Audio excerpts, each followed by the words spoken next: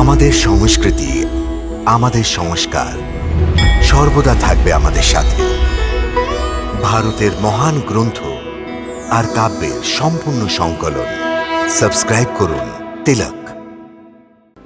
দেবী, এই সুপারিতে শ্রী গণেশ ভগবানের ধ্যান করে নিজের মনে ওনার নামের জপ করে ওনার অভিষেক করুন।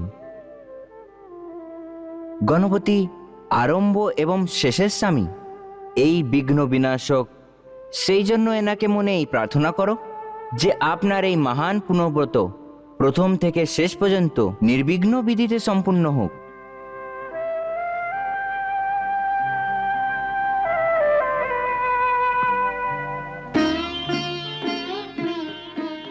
ওম গণেশায় নমঃ। ओम गणेशाय नमः। वक्रतुंडाय नमः। वक्रतुंडाय नमः।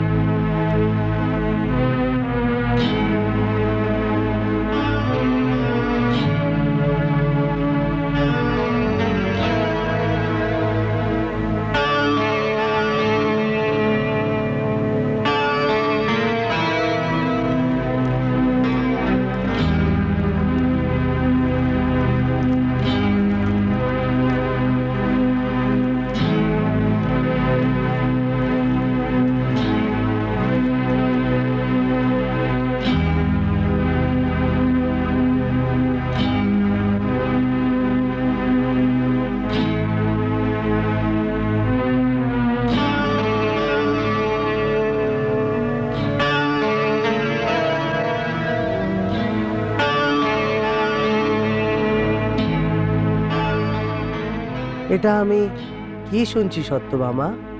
তোমার পারিজাতের বৃক্ষ চাই? हाँ पारिजातेर बृक्ष चाই। কিন্তু পারিজাতের বৃক্ষ তো দেবলোকের নন্দনে আছে। হ্যাঁ, ওই পারিজাতের বৃক্ষকে আপনাকে দেবলোক থেকে পৃথিবী লোকে নিয়ে আসতে হবে আমার জন্য।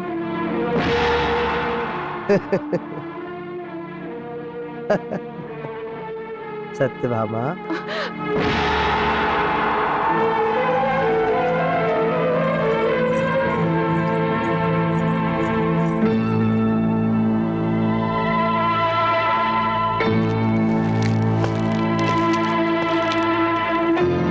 সত্যভামা, আমি তোমাকে প্রসন্নিত দেখতে চাই। আর তোমাকে প্রসন্ন করার জন্য আমি যা খুশি করতে পারি। কিন্তু পরন্তু টরন্তু কিছু নয়, আমি আপনাকে কিছু আর করতে বলছি না। আমি কেবল এটাই বলছি, আমার জন্য পৃথিবীতে পারিজাতের বৃক্ষ নিয়ে আসুন, ব্যাস। আপনার এই মধুর মুস্কানের কোনো প্রভাব পড়বে না। আমি আপনার মিষ্টি মিষ্টি কথা আসবো না। আমি জেনে গেছি আপনি আমার সঙ্গে অন্যায় করেছেন। অন্যায়? আমি তোমার সাথে অন্যায় করেছি সত্যভামা? হ্যাঁ দ্বারকাধীশ, হ্যাঁ, আপনি আমার সঙ্গে অন্যায় শুধু নয়, ছল কপটও করেছেন। ছল কপট? আর ওটা তোমার সাথে? দেখুন বাসুদেব, আমাকে আর অধিক রাগাবেন না। যদি ক্রোধে এসে আমি এমনি সেমনি না বলে দিই। আমি জানি তুমি ক্রোধিত আছো। তোমার ক্রোধকেই তো শান্ত করার জন্য আমি তোমার কাছে এসেছি, আর তোমাকে বোঝাতেও। আমাকে বোঝানোর চেষ্টা করবেন না, আমি সব বুঝে গেছি, আপনাকেও আর আপনার মিথ্যে প্রেমকেও। এটার মানে তো এটা হলো যে তুমি আমার ওপরে বিশ্বাস করো না। বিশ্বাস আছে, কিন্তু আপনি আমার বিশ্বাসের উপর আঘাত করেছেন। বিশ্বাসঘাত করেছি? আচ্ছা, তো তুমি এটা বলো যে তোমাকে এইসব জ্ঞান কে দিয়েছে মহারানী? আমি তো সর্বদা ধর্মেরই পালন করি, আর তুমি আমার ধর্মপত্নী। তাহলে তোমার সাথে অধর্মর ব্যবহার কি করে করতে পারি? আপনি কথা চতুরতার সঙ্গে আমাকে বোঝাতে পারবেন না। কথায় কথায় অন্যদেরকে প্রলোভিত করার জন্য আপনি অনেক নিপুণ। আর আপনার এই প্রলোভিত কথাতে এসে আমি নিজের প্রতিজ্ঞা থেকে বেরোতে পারবো না, এটা ভালোভাবে জেনে নিন দ্বারকাধীশ।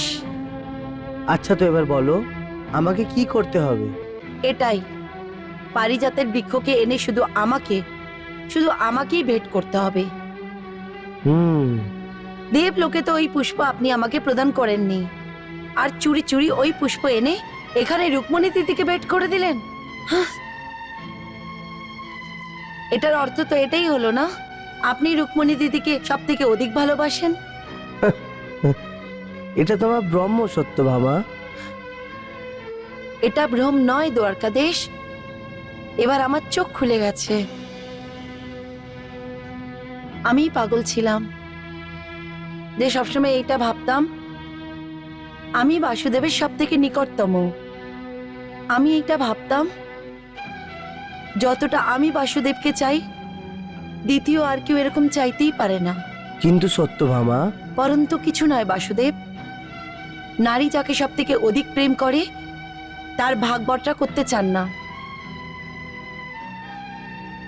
যদি ওর মনে হয় কি ওর প্রেমী নারীর প্রেমের পুরো প্রতিদান দিচ্ছে না, তো ওর প্রেমের অপমানই হবে না দ্বারকাদেশ, ওর মান খণ্ডিত হয়ে যাবে। এমন কিচ্ছু না সত্যভামা। কেন নেই দ্বারকাদেশ? আমি গর্বের সঙ্গে সবার সামনে বলতাম আমি বাসুদেবের প্রিয় পত্নী হচ্ছি। এই জন্য ও আমাকে নিজের সঙ্গে যুদ্ধতে নিয়ে গেছিলেন।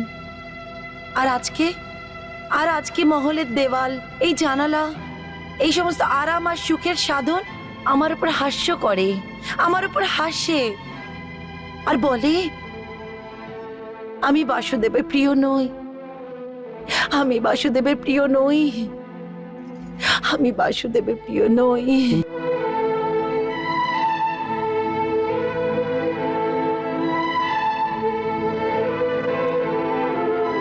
কিন্তু সত্যভামা, তুমি আমার প্রিয় আছো। না, এটা অসত্যি, এটা সত্যি নয় বাসুদেব। না, আমি কখনোই অসত্য বলিনি সত্যভামা। বাস্তবিকটা কি আছে এটার ব্যাপারে তো তুমি কোনোদিন বিচারই করনি। বাস্তবিকতা এটাই যে কি দিদির কল্যাণের জন্য আপনি পারিজাতের পুষ্প ওনাকে দিয়েছেন, আমাকে নয়। না, বাস্তবিকতা তো এটা আছে যে তুমি দেবলোকে পারিজাতের দর্শন করেছো, ওর পুষ্প দেখেছো, আর ওর সুগন্ধ থেকেও পরিচিত ছিলে। কিন্তু রুক্মিণী তো পারিজাতের গুণের অনুভবও করেনি, ও তো দেবলোকের বাতাবরণ থেকেও অপরিচিত আছে। এই জন্যে যখন দেবরাজ ইন্দ্র আমাকে ওই ফুলটা দিলেন, তাহলে আমি ভাবলাম যে ও যেন তোমার মতন সৌভাগ্যের অনুভূতি পান, যেটা তুমি দেবলোকে আমার সাথে প্রাপ্ত করেছো। এটাতে তোমার অকল্যাণের কথা কোথায় আছে? এটাতে যদি তুমি তোমার অপমান মনে করো, তাহলে আমি তোমার জন্য দেবলোক থেকে পারিজাতের সব পুষ্প নিয়ে তোমার কাছে এসে ফেলে দিতে পারি। এবার আমার পারিজাতের পুষ্প চাই না, আমি পারিজাতের বৃক্ষকেই চাই। বাসুদেব, যদি আপনি আমাকে প্রেম করেন তো আমাকে পারিজাতের বৃক্ষই এনে দিন। আমি ওর ছায়াতে পুণ্যবৃত্ত করার সংকল্প করেছি, অন্যথা আমাকে আজ্ঞা দিন, আমি তপস্যা করতে যেতে চাই। যদি তুমি পুণ্যব্রত করার সংকল্প করে নিয়েছো, তো নিঃসন্দেহই আমি দেবলোক থেকে পারিজাতের বৃক্ষ নিয়ে এসে তোমার উদ্যানে লাগিয়ে দেব। এবার তো প্রসন্ন হয়ে যাও সত্যভামা। সত্যি সত্যি আমার জন্য পারিজাতের বৃক্ষ এনে দেবেন? নিঃসন্দেহ। না মুনিবর, না। যদি দ্বারকাধীশ চান তাহলে স্বর্গলোকের সমস্ত গয়না, বস্ত্র, রত্ন নিজের ভোগের জন্য আমার কাছ থেকে উনি চাইতেই পারেন, কিন্তু পারিজাত নয়। পারিজাত তো স্বর্গের মর্যাদা, পারিজাত তো স্বর্গলোকের একদম আত্মা।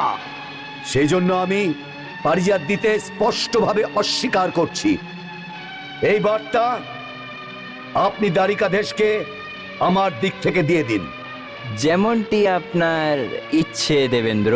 নারায়ণ নারায়ণ। আচ্ছা, এখন তো আমি পারিজাত তার থেকে নিয়েই ছাড়বো, যদি আমাকে এটার জন্য দেবরাজ ইন্দ্রের সাথে যুদ্ধ না কেন করতে হয়।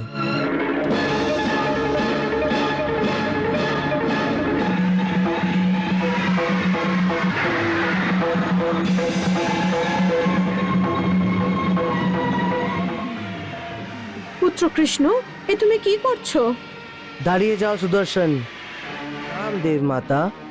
ভ্রাতা কি শেষ করে দিতে চাইছো? এটা কি তোমাকে মনে করিয়ে দিতে হবে যে বামন অবতারের সময় আমিই তোমায় জন্ম দিয়েছিলাম? তো তুমি থামিয়ে দাও।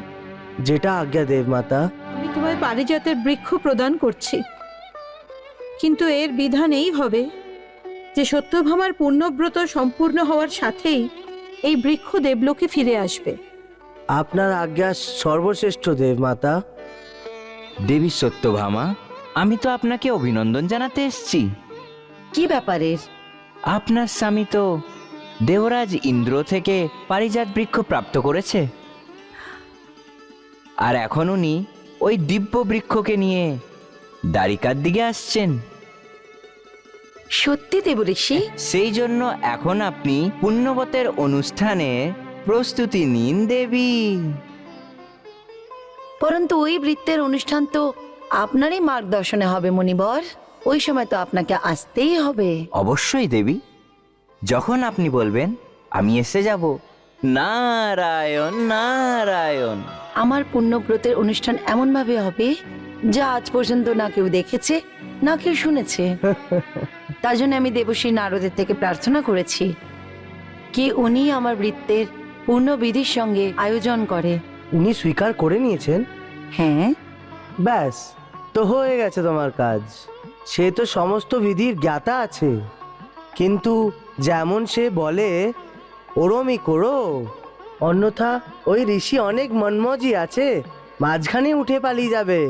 এটা কি করে হতে পারে? এটা কৃষ্ণপত্নীর সত্যভামার ব্রত হচ্ছে, কেউ এটাকে ছেড়ে যেতে পারবে না। বাস আপনি দেখুন কি ব্রতের শুভারম্ভ কিরকম হয়। আপনার সংকল্প সফল হোক, তথাস্তু।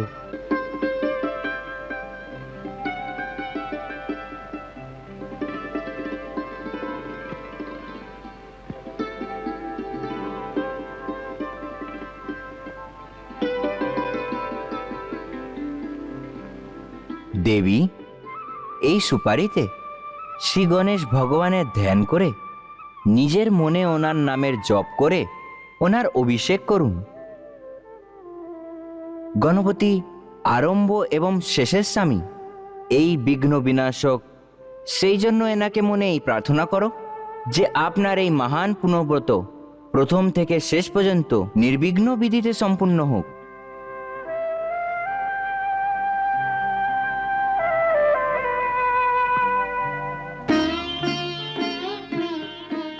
ওম গণেশায় নমঃ। ওম গণেশায় নমঃ। वक्रतुंडाय नमः। वक्रतुंडाय नमः।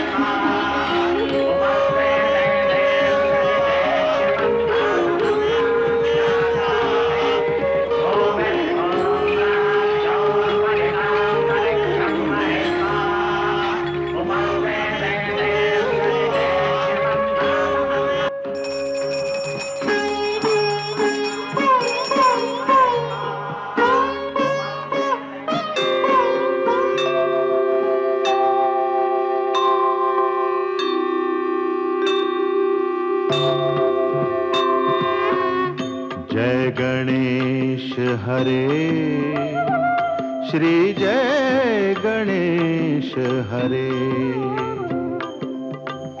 जय गणेश हरे श्री जय गणेश हरे जय गणेश हरे श्री जय गणेश हरे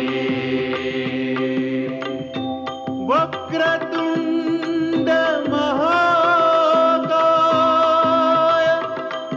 सूर्यकोटि समप्रभ निर्विघ्नं कुरु मे देव सर्वकार्येषु सर्वदा जय गणेश हरे जय गणेश हरे श्री जय गणेश हरे जय गणेश हरे श्री जय गणेश हरे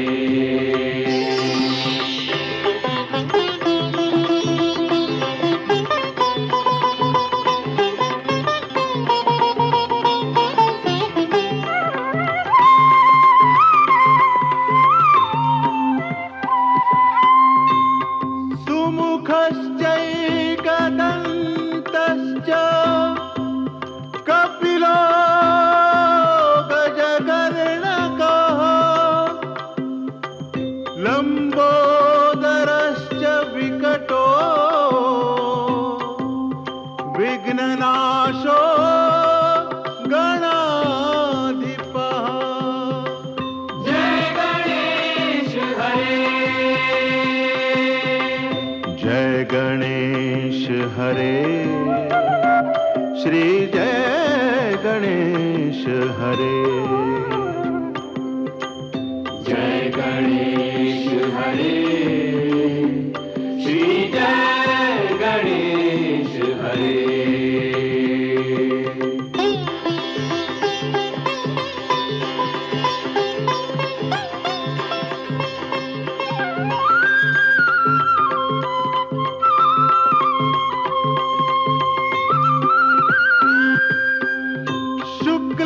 शुक्लांबरधरं देवं शशिवर्णं चतुर्भुजं प्रसन्नवदनं ध्यायेत् सर्वविघ्नोपशान्तये जय गणेश हरे जय गणेश हरे श्री जय गणेश हरे जय गणेश हरे श्री जय गणेश हरे जय गणेश हरे जय गणेश श्री जय गणेश हरे जय गणेश हरे श्री जय गणेश हरे श्री जय गणेश हरे श्री जय गणेश हरे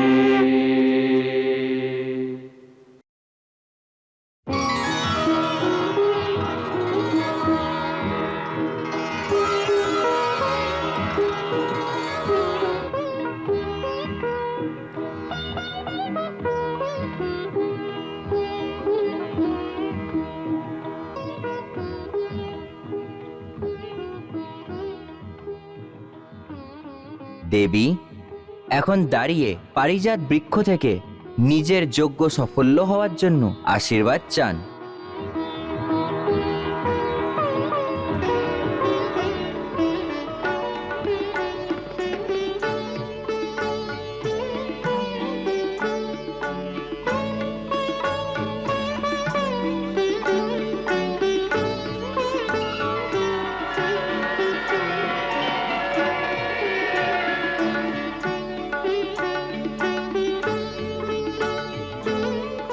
হে কল্পতরু নন্দন, বৃক্ষরাজ, দিব্য পারিজাত, দেবী সত্যভামা, আপনার ছায়াতে ওই পুণ্যবতের যজ্ঞ এবং অনুষ্ঠান করতে চান, যার সম্পূর্ণ হওয়ার পর নারী নিজের জীবনের অন্তিম নিঃশ্বাস পর্যন্ত নিজের স্বামীর সম্পূর্ণ প্রেম প্রাপ্ত করতে পায়।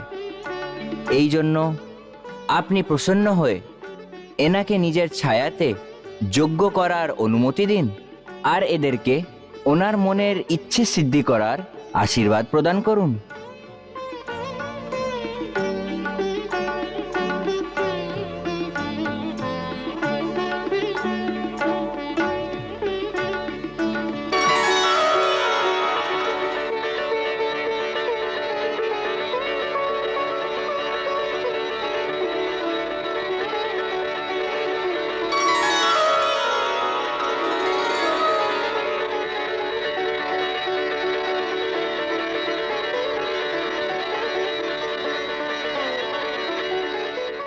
দেবী, বৃক্ষরাজ আপনার প্রার্থনা স্বীকার করে আপনাকে যজ্ঞ আরম্ভ করার অনুমতি দিয়েছেন আর আপনাকে সাফল্য হওয়ার আশীর্বাদ দিয়েছেন।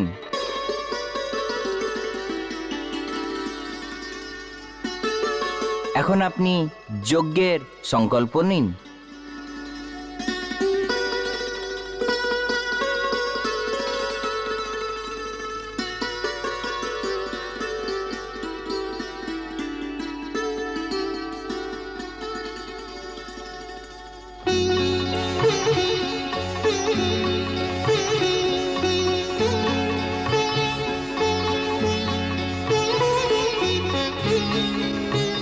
দেবী, এই যজ্ঞের বিধান অনুযায়ী সংকল্প করার সময় কিছু দানও করতে হয়। দান? হ্যাঁ, দান। বলুন, কি দান করব আর কতটা দান করব? কতটা দান করবে ওইটা কথা না দেবী, দানের গুরুত্ব অথবা দানের মূল্য কোনো জিনিস দিয়ে হয় না, আবেগ দিয়ে ওজন করা হয়। অর্থাৎ? নারায়ণ নারায়ণ, অর্থাৎ এই যে এই মৃত্যুলোককে আসলে কর্মলোক বলা হয়।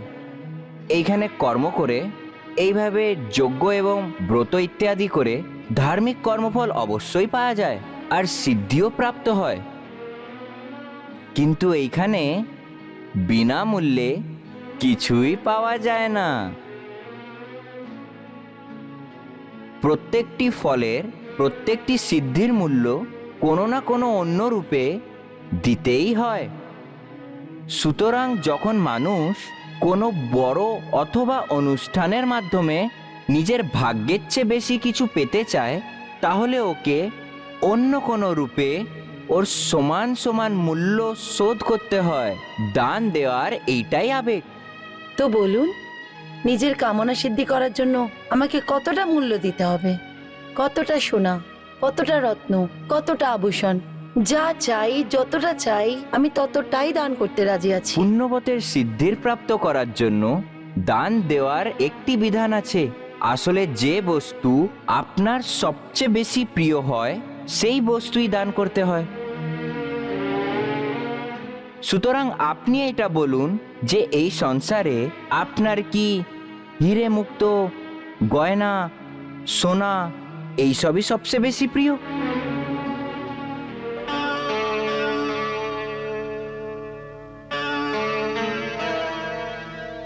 না। তাহলে আপনার কাছে এই সংসারে সবচেয়ে বেশি প্রিয় কি? সব থেকে অধিক প্রিয়? হ্যাঁ হ্যাঁ হ্যাঁ, সবচেয়ে বেশি প্রিয়। ভাবুন, কিসে কিসে যে আপনার কাছে সবচেয়ে বেশি প্রিয়?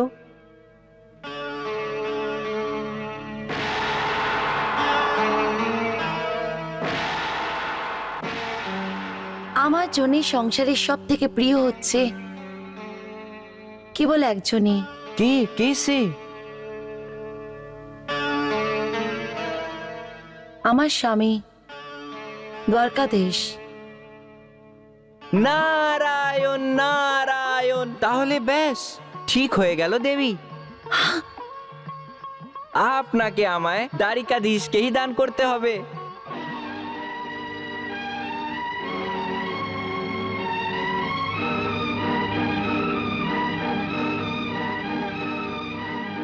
নিন, দানের সংকল্প নিন। দ্বারকাদেশের দান? দেবর্ষি, আপনি এটা কি বলছেন? আমি এই জন্যই তো এই ব্রত করছি, আমি যেন আমার স্বামীর থেকে অধিক প্রেম পাই। আর আর আমি ওনাকে দান করে দেব, তো আমি ওনার প্রেম কি করে পাবো? এটা আপনার দানের কিরকম রীতি? এইটা দানের নিয়ম নয় দেবী, এইটা তো মৃত্যু লোকের নিয়ম। যে মানব যত বেশি পাওয়ার চেষ্টা করে ওকে ওর থেকে বেশি দিতে হয়, এইটাই কর্মলোকের নিয়ম। এটা এটা কিরকম বিধান হচ্ছে দেবশ্রী? যার জন্য আমি যজ্ঞ করছি আর ওনাকেই আমি হারিয়ে ফেলি? মুনিবর, এটা কি ওনার বদলে আমি অন্য কোনো বস্তুকে দান করতে পারি না? বা আর কোনো উপায় নেই? একটি উপায় আছে। ওটা কি? দেখুন, দান তো আপনাকে আপনার সব থেকে প্রিয় বস্তুরই করতে হবে, কিন্তু হ্যাঁ, ব্রাহ্মণকে দান করা বস্তু আবার তার থেকে কেনাও যেতে পারে। অর্থাৎ? অর্থাৎ এই যে ব্রাহ্মণ ওই জিনিসটার যা মূল্য চায় ওই মূল্য ওকে দিয়ে ওর থেকে ওই জিনিসটা আবার কিনে নিন। আচ্ছা, এরকম হতে পারে? নারায়ণ, এইটা তো হলো ব্যাপারের কথা দেবী।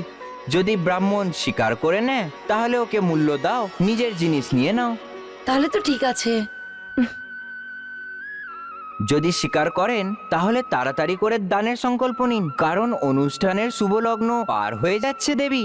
এ নিন জল, নিন নিন নিন।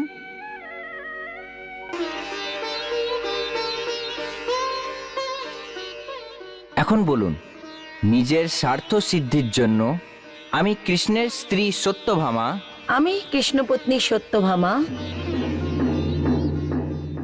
আমার পুরোহিত ব্রহ্মপুত্র নারদকে, নিজের পুরোহিত ব্রহ্মাপুত্র নারদকে নিজের স্বামীর দান করছি। নিজের স্বামীকে দান করছি। এখন এই জল দ্বারকাধীশের ওপরে ছিটিয়ে দিন।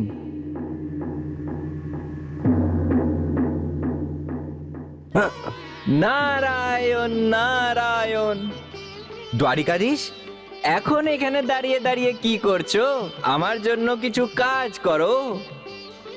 আজ্ঞা করুন স্বামী। হ্যাঁ স্বামী, হ্যাঁ, খিদে পেয়েছে, ভেতরে গিয়ে আমার জন্য একটু খাবার ব্যবস্থা করুন। দেখুন, চাটনি আমার প্রিয় খাদ্য, সেই জন্য নিজের হাত দিয়ে আমার জন্য আপনি সুস্বাদু চাটনি বানান। চলুন, আপনাকে আমি রান্নাঘর দেখিয়ে দিই।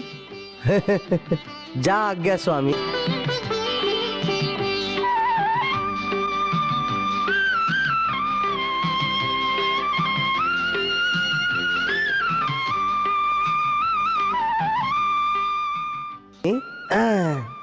চলুন স্বামী।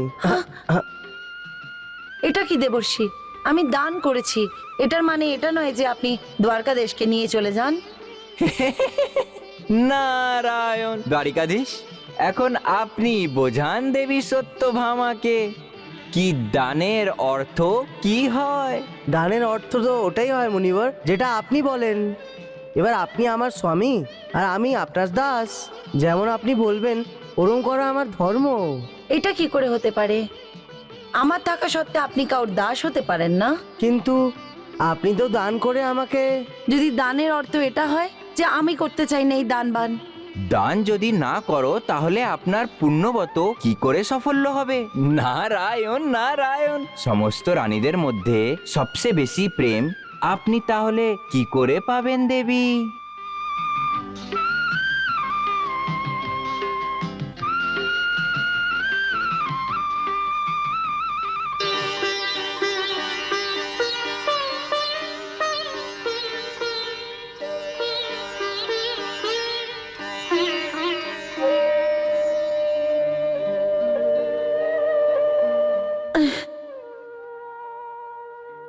আমি করতে চাই না এরকম পুণ্যবৃত্তির কোনো অনুষ্ঠান যেটাতে আমার স্বামী চলে যায়। আমি চাই না সব রানীর থেকে অধিক প্রেম। আমাকে আমার স্বামীকে ফিরিয়ে দাও, আমাকে আমার স্বামীকে ফিরিয়ে দাও মুনিবর, আমাকে আমার স্বামীকে ফিরিয়ে দাও। আমাকে ক্ষমা করে দিন, আমাকে ক্ষমা করে দিন, আমাকে ক্ষমা করে দিন, আমাকে ক্ষমা করে দিন দেবশ্রী।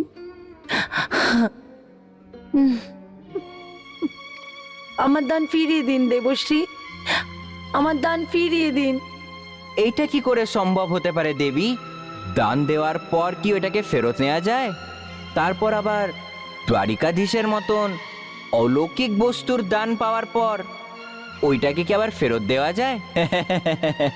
আমি এতটাই মূর্খ নয় দেবী। যান, নিজের যজ্ঞের প্রস্তুতি নিন।